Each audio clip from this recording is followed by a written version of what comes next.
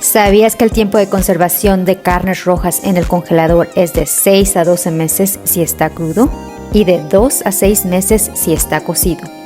Pero en el refrigerador es de 3 a 5 días si está crudo y si está cocido es de 3 a 4 días. Recuerda que si guardas la carne roja ya cocida, es importante ponerla en la parte más alta de tu refrigerador en un recipiente con tapa hermética. Y si lo vas a poner a descongelar, hazlo dentro de un recipiente para evitar derrames y ponlo en la parte más baja de tu refrigerador. Si te gustó este video, no olvides dar like y follow para más.